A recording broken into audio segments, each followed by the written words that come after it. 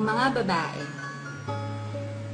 Kaming mga babae, halo-halo ang nararamdaman namin. Kaya huwag kang magtaka kung madalas, mabilis kami magpalit ng mood. Maraming uri ng babae. Merong chicks, merong simple lang pero malakas ang dating, merong sungit, suplada, meron din namang super friendly, merong sobrang ganda at sobrang sexy.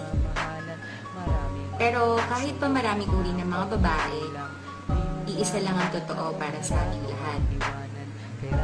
Dapat kaming ingatan. Kahit pa pabago-bago yung mood namin, kahit ano pa yung itsura namin, hindi mo pwedeng gawing excuse yun para saktan kami. Kasi kaming mga babae, kahit pa paulit-ulit yung paghihirap namin, kahit palagi kami nasasaktan, minsan nababaliwala pa, maiintindihan pa rin namin kayo. Lalo na kung mahal namin kayo.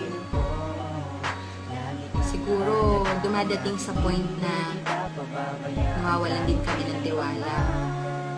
Normal lang naman siguro yun, lalo na pag nasaktan kami ng sobra. Pero bigyan niyo lang kami ng time. Babalik din naman yung tiwala na yun. Kaya lang, iingatan nyo kasi bihira lang sa aming mga babae ang magtiwala ulit pag nasaktan na ng sobra. Kaming mga babae, ma-pride din naman kami. Pero kaya namin kalimutan yon, lalo na sa mga taong mahal namin. Ang mga babae, lahat ng babae, palaban. Sabi nga, kung ano ang kayang gawin ng mga lalaki, kaya din ng mga babae.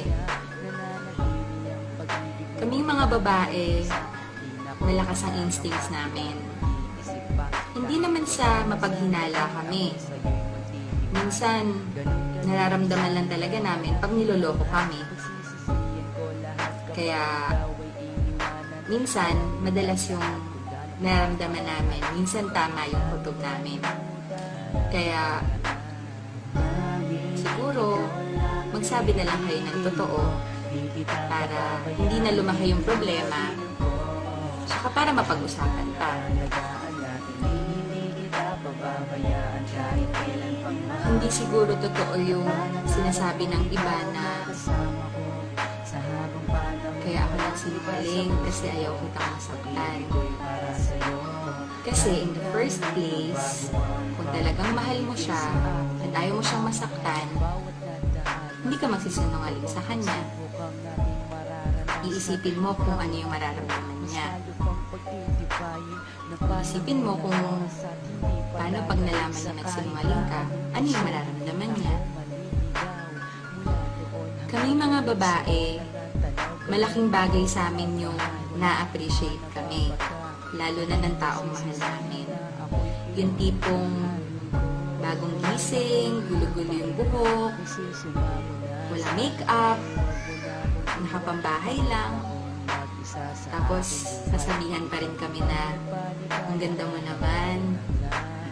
Doon namin napapatunayan na mahalaga talaga kami at mahal talaga kami ng taong mahal namin. Ang mga babae, kahit minsan maarte, lager, demanding, bago-bago ng desisyon, magulo, moody, kahit ganyan kami, kahit ang dami naming emotions, serve pa rin namin makatanggap ng tunay na pagmamahal. Kapag ang babae galit, huwag mo muna sasabayan. Hayaan mo muna siya. Hintayin mo humupa yung galit niya, tsaka mo explain yung side mo. mas magiging maayos ang usapan pag may pagbibigayan. Ang mga babae, kaya naming magtiis, lalo na para sa mga taong mahal namin. Maraming babae ang hindi naman talaga perfecto. Pero once na ikaw yung napili niyang mahalin, sigurado ikaw lang talaga hanggang huli.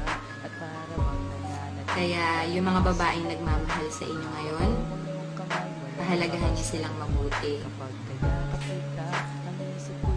Dahil kahit na madaming babae sa mundo, wala ka nang makikitang katulad niya na tatanggap at magmamahal sa iyo ng totoo.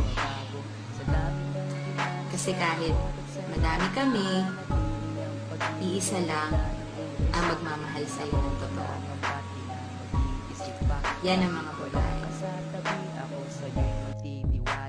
Ganun ka din sana at alam mo naman, pagsisisihan ko lahat kapag ikaw ay iniwanan.